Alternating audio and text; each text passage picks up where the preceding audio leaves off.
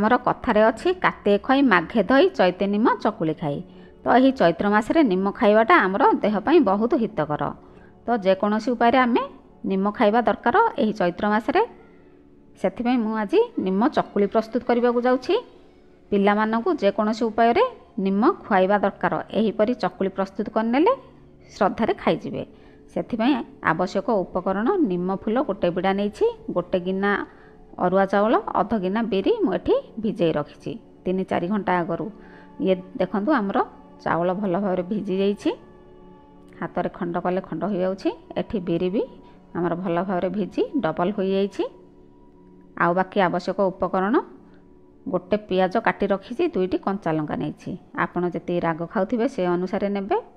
आवश्यक अनुसार लूण दरकार, तेल दरकार। तो बर्तमान आम भिजई रखिथिबा बिरी चाउल को ग्राइंडर जार रे दे ग्राइंडिंग करनेबा। ये बिरी चाउल दे सारिबा परे आम सेथिरे कटा पियाज देदेबा। कंचा लंका भी एमती टिके हाथ में खंड कर नहीं देदेबा। आवश्यक अनुसार पानी दे ताऊ ग्राइंडिंग करनेबा। एकदम चिकनिया करी ग्राइंडिंग करवा।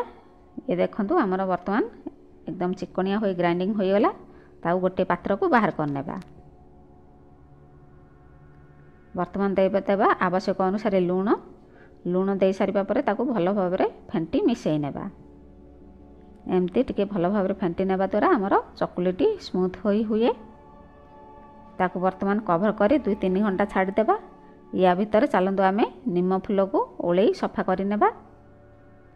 निम फूल को एमती डालरू दुई नहीं बाहर कर गोटे पात्र रे रखिबा। ये वर्तमान आमर सबु निम फूल गुड़िक दुआं हो गला।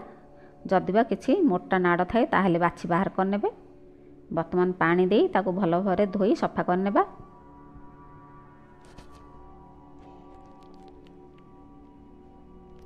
एपटे देखिबा आमर 2-3 घंटा तो हो गलानी। बिरी चाउल पियाज लंका बटा हुई कभर कर रखी। वर्तमान आमर निम फूल को सही पानी रू छाणी चिपुड़ी सही बिरी बटारे देदेबा। सेथरे दे ताकू भल भाव मिसई पुणी फेंटी नेबा। एमती फेंटी नेले आमर टिके बटाटी स्मूथ होई हुए। आपण चाहिले एथिरे मिसई ग्राइंडिंग करि पारथांदे, किंतु एमती गोटा फूलटी देले टिके पाटिरे दाना दाना होई लागिले से भल लागे। वर्तमान जीवा आमर गैस ऑन करी तावा बसैबा। वर्तमान सेथिरे आमर तेल अल्प दे ताकू चारिआडे एमती लगै नेबा। वर्तमान आमर सही बिरी बटा और निम फूलर मिश्रण रु गोटे डंकी किंबा 2टी डंकी सेथिरे दे चारिआडे टिके स्प्रेड करनेबा। आपण जो साइजर चकुली करने को चाहिए सेतिकी बैटर देबे। वर्तमान गोटे पाख सेकी हो गला परे ताकू उल्टै नेबा।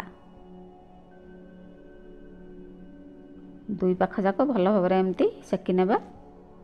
वर्तमान आमर चकुली प्रस्तुत हो गला गोटे। एहीपरि सब गुड़िक चकुली प्रस्तुत करी रखिबा। वर्तमान आमर सब चकुली गुड़िक प्रस्तुत हो गला। ये देखंतु वर्तमान आमर चकुली प्रस्तुत। चकुली सांगरे खाइबा को गोटे चटनी प्रस्तुत करवा चलतु। सेथिपाई मु एठी टमाटो 2टी नहीं एमती काटी रखी। किछि रसुण कोला दरकार, कंचा लंका 2टी नहीं। जेतिकी राग खाउथिबे से अनुसार नेबे। गोटे बड़ साइज कटा पियाज रखी। आवश्यक अनुसार लूण तेल दरकार। वर्तमान गोटे कड़ाई बसई नेबा गैस रे। सेथिरे देदेबा अध चामच तेल। तेल गरम होगा परे आमर एठी टमाटो रसुण पियाज लंका रखिथिबा ताकू देदेबा। आवश्यक अनुसार लूण दे ताकू भल भाव मिसई नेबा। एमती भल भाव मिसई नहीं ताकू कभर करनेबा। से लो ठू मीडियम फ्लेम रे ताकू सिझी भाजी हेबा पई छाड़िबा। मझिरे मझिरे कभर बाहर करी एमती घांटुथिबा। आमर पियाज टमाटो सब नरम होई भाजी हेबा पर्यंत एमती ताकू कभर कर नउथिबा। तापरे मझिरे मझिरे घांटुथिबा।